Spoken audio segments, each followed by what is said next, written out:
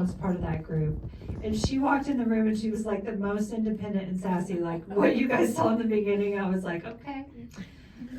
But I knew that she was special and different, and I knew that what her spirit was going to travel with her for years, but that's what I love the most about you. So please join me in welcoming Caylin to the stage. Come on up, Caylin.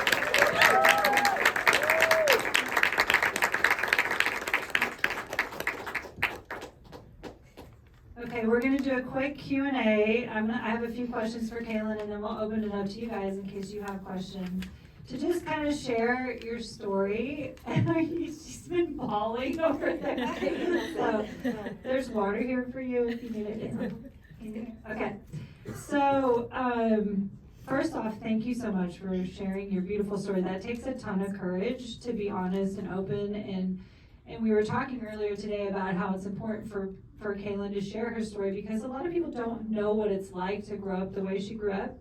And so sharing it takes a lot of bravery, and I'm proud of you for that. Deep breaths.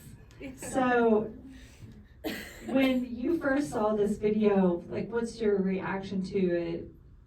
How do you, like, what was your first thought?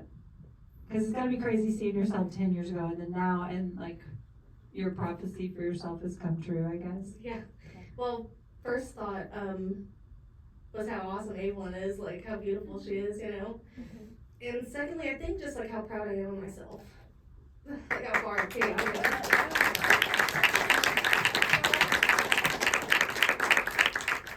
It's definitely incredible the things that you've done. If you could say anything, like I look at those videos. So we watched all the raw footage. Like Liz Bradley's here. Liz, can you stand up? She actually was part of this project 10 years ago. So we watched all the raw footage and of you, and it was just so, like, you were such an incredible kid. But when you look back at that, like, what would you say, if you could say anything to that girl now, what would you say to her? I would say that I think at that point, like, I was really scared to ask for help. So like getting into Halo was like the first step. So I would say that like asking for help is not, it shouldn't be an issue. Like it takes a community to be able to succeed, you know? Right. Yeah. And we were talking yesterday about drug abuse and how it shapes people and how it changes people and how it can change a childhood. Can you talk a little bit about that, like what that was like for you and you know, how that was different? Like how would your life have been different if you didn't have to deal with the drug abuse thing? Well, I think I would have had a lot more support from my family. I think without drugs, you know, I might have had the support and guidance that I needed. So if I did have that, I probably would have been way better off, you know, not seeking attention from, you know, other places. Right. And the thing, we were talking earlier today about just your mornings and your evenings and how there's just a different chaotic feeling that I think sometimes people who didn't grow up with that in their families, it's totally different. So thinking about that, like, what would you say would be something that people who don't know kids that are like this, like who have expectations or like judgment of kids who were in your situation, like what would you say to them that they may not know about kids like that? I would say that whenever kids are going through drug addiction or just anything, you know, like struggling at such a young age, that it's a cry out for help. When they act out. Yeah, it's a cry out for help when they act out. So just instead of turning them away, you know, it's better to offer help, you know, and give them the support that they need. So when it came to drug and alcohol abuse for you, the odds were absolutely stacked against you. I was reading about this the other day, and you overcame that, which is something that only 1.9% of people your age who are addicted to drugs the way that you were can overcome, like going to rehab. 1.9%. 1.9%. And you had friends around you who were addicted, all your friends, and you had family members, and you still have some family members who are, who you care for. What was it that drove you to completely defy the odds like that? I knew I was gonna cry. I think it is the love I have for Evelyn. Like, whenever I had her, I didn't want her to be raised how I was raised, with not having a mom around. So I wanted to be able to give her the best that I could. And that just stopped all the drugs immediately, just that love that I have for her. That's amazing.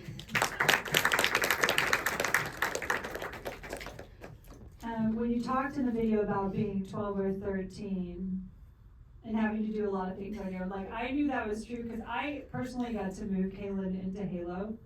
And I remember we put sheets on her bed, and the next morning I went over to check on her, and they were like balled up in the corner, and I asked, I was like, Caylin, do you need flannel sheets? You know, like the color, like, well, this girl is sassy, but she's also picky, like, what's going on? She looked at me and she goes, well, I've never had sheets, so I don't know what those, like, she was sleeping on couches, and she's sleeping on, like, bare mattresses. And, you know, that was super sobering for me in that moment. Like, there was that moment, there was also, I remember she had we had a plastic trash bin for her, and she had dumped soda in it, like, and it was like no big deal. And I walked in there one day and I was like, why is there like this much soda in the bottom? And she was like, I said, you need to put a trash liner. But she was so young and no one had ever taught her, like, you use trash bags, right? But like thinking about that and how Evelyn's life is different now. Right? Like, how have you made life different from Evelyn? Like, how is her childhood different than yours was? Completely different.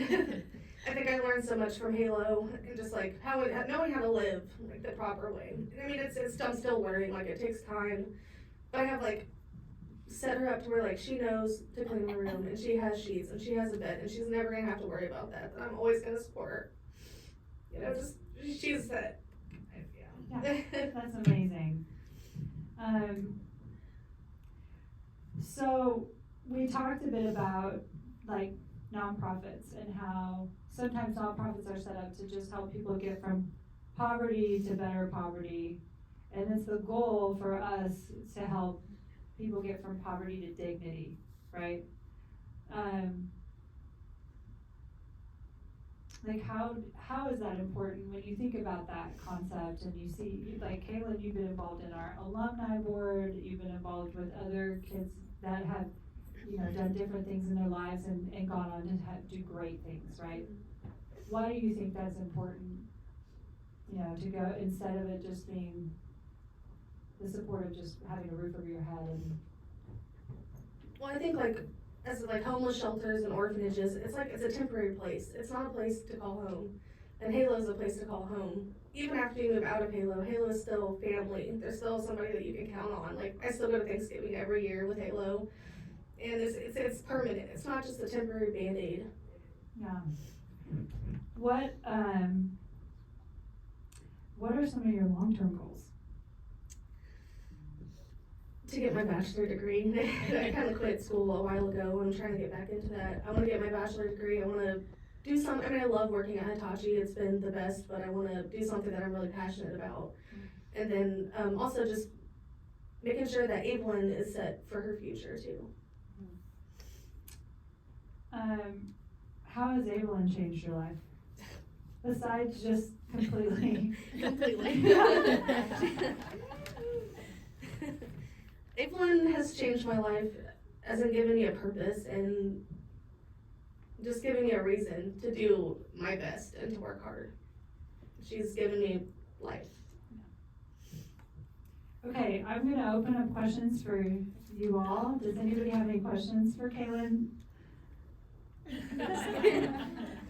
Geraldine. Tell us about Thanksgiving this year. It's your first Thanksgiving in your house, right? And tell us about going to HALO Thanksgiving and then your own Thanksgiving, and what it's gonna mean? Are you gonna have any special traditions for your daughter? So Halo Thanksgiving is every year, and usually they do it like a time not on Thanksgiving, so I can still make that one. My family, they do several different Thanksgivings. My house will definitely do a Thanksgiving this year since it's our first year. I usually won't have my family over just because my dining room's a little small. But Thanksgiving traditions is Halo and the food. Beautiful. And is there a quality you see in your daughter that you never realized in yourself? The sassiness. Me too. I don't see that in myself, but she definitely, everybody tells me she acts just like me. I have a question. Yeah. So what advice would you give to somebody that was in your same shoes at 13, 14 years old, and you see them struggling? What would you say? What would you do? I would, God, I hope that nobody's ever in my shoes at that age, but But they are. I would say not being afraid to ask for help. It takes a community. It takes like a lot of people, especially whenever if you're pregnant at such a young age and addicted to drugs, and you really don't have the support from your own family.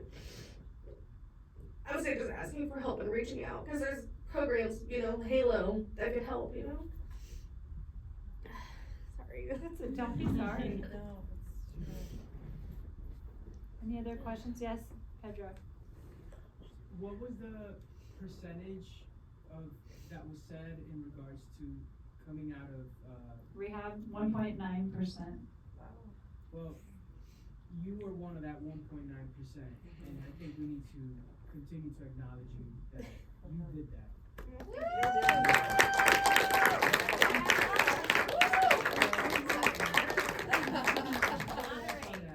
To follow up on that, where do you see yourself 5 years from today?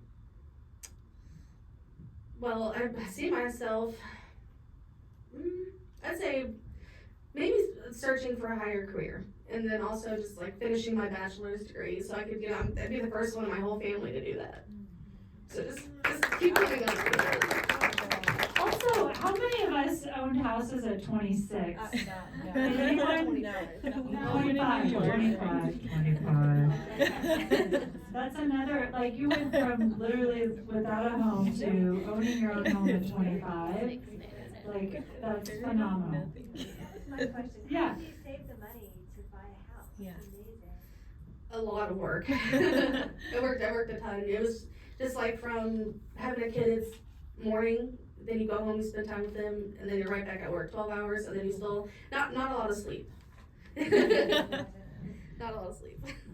A lot of overtime. A lot of overtime, but just saving and just, knowing what you're supposed to be spending your money on, what you're not supposed to be spending your money on,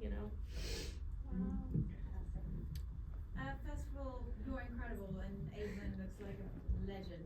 She's absolutely a legend. Guys, I was wondering, do you get to talk to the younger kids in Halo and give advice to them? Like, does it kind of a mentorship work?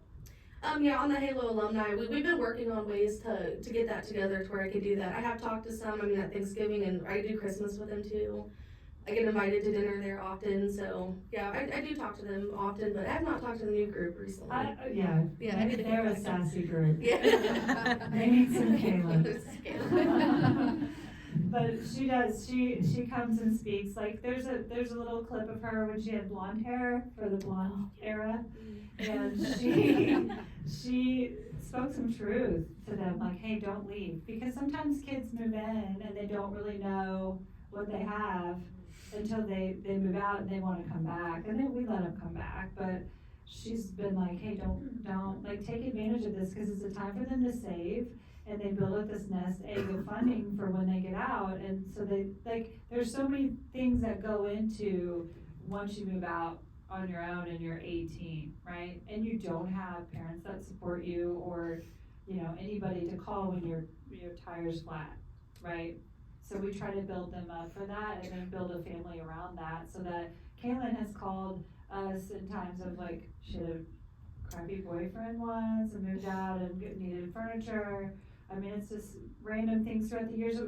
Where like if my daughter called me, yeah, heck yeah, we're there, we'll pick whatever, you need a table, we'll get the table, like, we have volunteers and enough donors to help with that, so that's what it's about, it is the community piece, that's why she keeps saying that, like Greg, the mortgage broker who sat her down and said, hey, this is how, you're great, this is, and that would be totally intimidating, I would've been totally intimidated at 25, going to a mortgage office, but she did great, you know, so, I saw another hand go up, yes. I'm curious about the way you approach your new relationships now, like when you're meeting people and you're talking to people outside of this community, like do you talk about your story or do you try to leave it out at this point, or like how do you now like find ways to relate to others, or you know, do you leave it behind or do you continue it, like how do you work with that? I definitely talk about it, because I feel like it's something that needs to be talked about. Especially, I mean, just if it's a random person, I'm not gonna tell them my life story. But if it's a good friend, like, it's something that the more it's talked about, the better it's gonna be, you know, so, yeah. Does that answer the question? Yeah. Okay. How did you find Halo? So it was actually the principal, Deanne Fisher. I was in JCAC whenever things started getting really, really rough and I was left in the house and I became basically homeless. They noticed my actions. I used to be like so happy. I was a very like outgoing kid. Oh gosh, here we go again. But whenever I started to struggle, she noticed my behavior. That's just a good teacher, you know, and she came to me and said that she knew the program Halo, and they set up a meeting with us. And yeah, that was the first one in the Jefferson City Halo program. Yeah, there were 5 girls it was a pilot program, and she was one of them. And I'll never forget it because we have programs all over the world. So, you know, like in Africa, when we have 20 spots in a home, I would sit there and meet 20 kids and figure out which ones were the neediest kids to get these 20 spots filled. It was super difficult. In Caylin, when I met Caylin and these other kids, there were 10 of them, there's 1 boy and 9 girls. 2 of them were living with a 55-year-old man that they were both of them had parents who were incarcerated, both doing things they shouldn't be doing to be able to have a roof over their head. Caylin was one who was living in a house that she was being evicted from with her daughter, and there were 3 other stories. And I remember, like, that moment, I went home that night to my husband and I was like, I feel like I'm in Africa, like this is unbelievable. Because teenagers don't, like, I have a 12-year-old. They want to be cool. They don't want you to know that they're, you know, struggling. They don't want that. And Caylin was she sat down and she was like, yeah, this is the situation. Like, what are you going to do?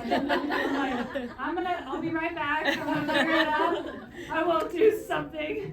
But I went home and I was bawling, and because I felt that same exact feeling that I felt in Africa, where it's like almost worse when it's in America because it's a relative thing, right? She's seeing kids around her that all have parents and houses and picket fences and all the things. In Africa, there's a lot of kids that have, you know, when you're among 200 kids, you're one of 200, they're everywhere who don't have the support that they need because their parents are deceased or whatever has happened in their life. So I felt like this strong draw, and I went to a bunch of friends and said, hey, we need to figure something out. Like, we didn't have any sort of building for them, so we got funding for apartments for them, and we had a house mom who lived there and oversaw it. It was not perfect.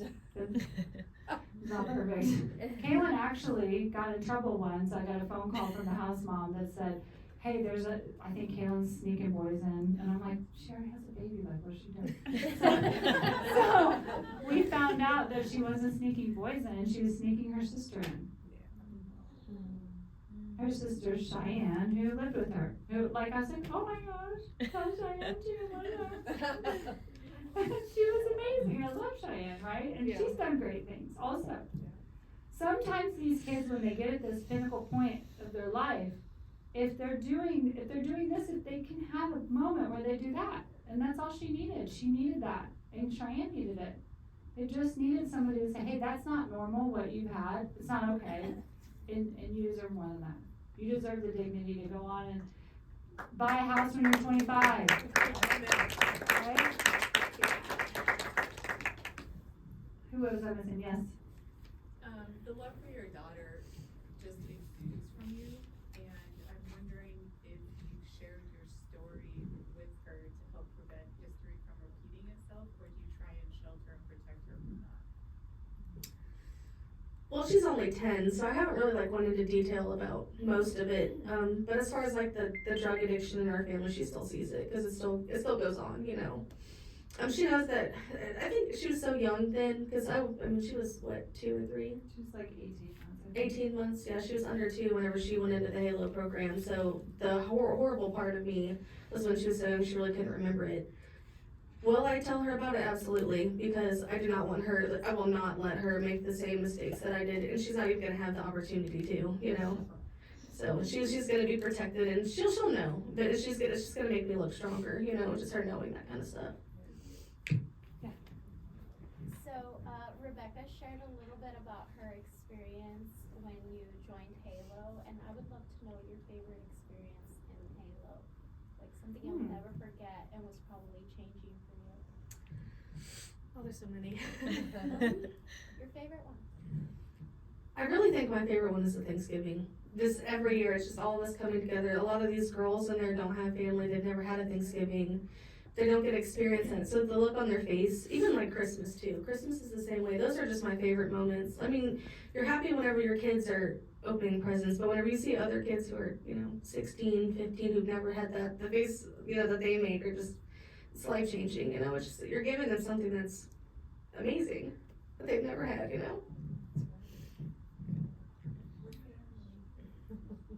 Yes. So we're obviously all here to understand the work that you do, and also obviously you're here to help raise funds. So I'd love to hear from Caylin as to why the work that HALO does is so important to you, to the community, to all the other kids, and also from Rebecca's perspective as to like what funding does. Like what does $25 do? What does $1,000 do to help make change in these kids' lives? I'm gonna go first. Yeah. I think that HALO it's individual because it is a family. It's not an orphanage. It's not a homeless shelter. It's for kids who should have had the chance to be able to succeed. It's a second chance for kids who, adults, not always do they put themselves in that situation, but kids, it's not their fault. And I think that's why HALO is so important because they, she's a mother. They're mothers to us, so it's just giving us family. As far as support goes, it is individual. So with Caylin, for instance, like if she comes to us and she needs to go to the dentist, and like we have a boy right now who has, we had no idea, but his teeth hurt all day long, and that's expensive, and he doesn't have the insurance for it. So finding him the right resources for that, and you find out it's $800, and trying to find a donor for that. So that's, that $800. $25 can go toward buying a new shirt for somebody who needs it for an interview. So it's always individualized, and we always say, like, we have on our website, it always says the greatest need. That's where the funds go. No matter what it is that you, like, if you can imagine where $50, like, that you would spend on something that you actually need, that's where it goes. It goes to the greatest need of the kids. And there's a lot of different ways to give, like, we try to get creative with what we do to keep it exciting for people, like the Handbags for HALO. You all notice that there's these purses out there. Those, Oprah Winfrey has donated 2 of her purses that she signed for us. She's a key supporter of ours, and she loves HALO. And she did that because she's like, this is a great idea because people love luxury handbags.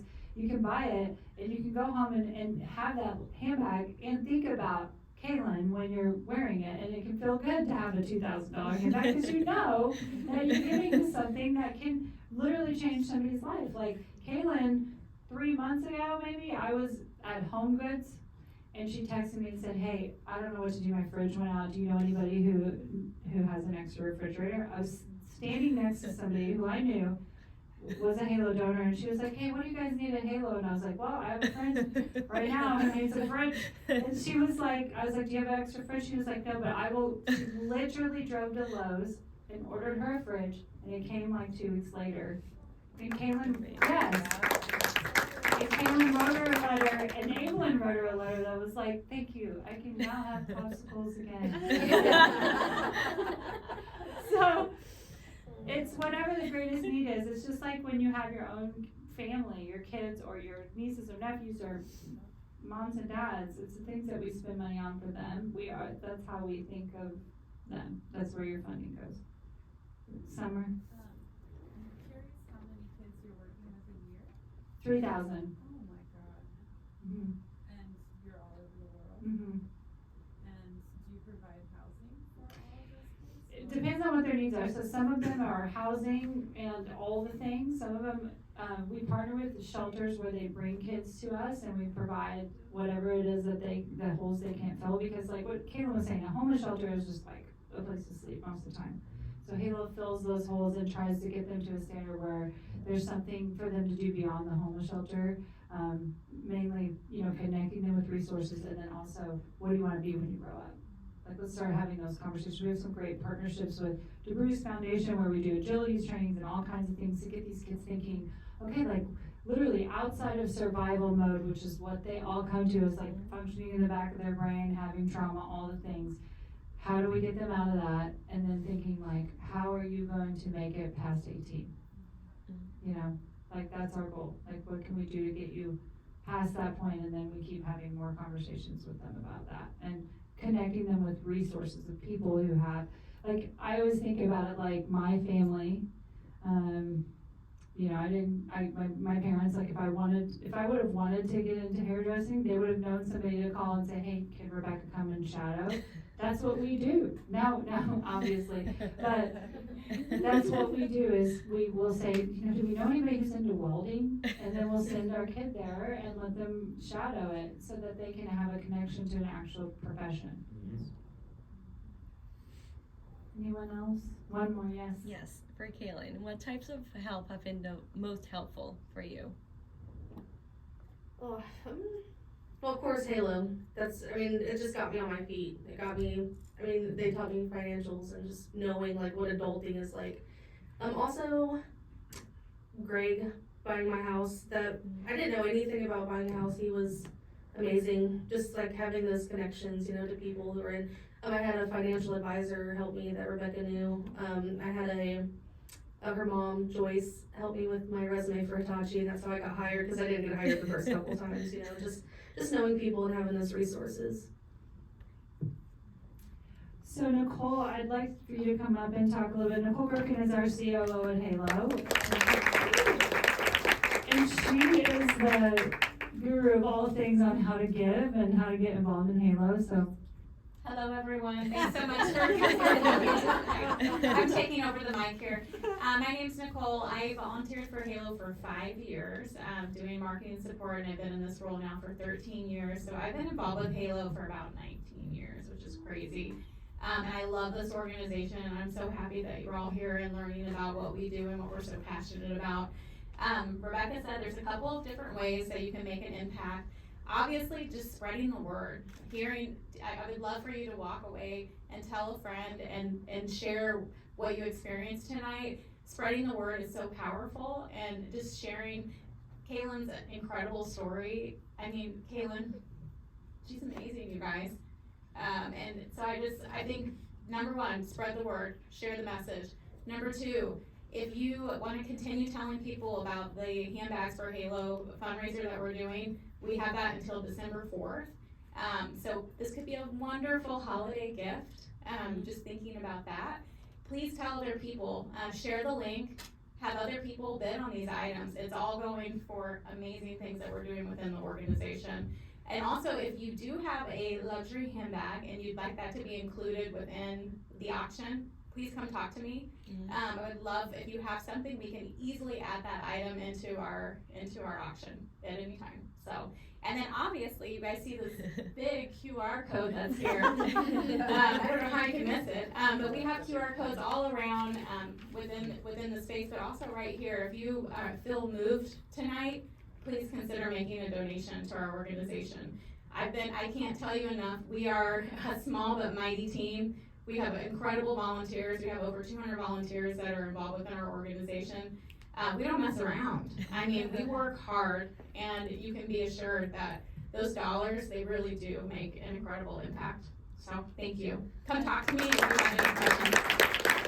And don't forget to spin yes. Oh, Spin you guys, the the wheel. spin, you have to do it, it's so fun, yes. Spin the wheel. Yes. Spin the wheel. And then Caylin, was there anything else that you wanted to say? I just want to give you like, I hate it whenever there's something that you're like, I can't talk, I forgot this.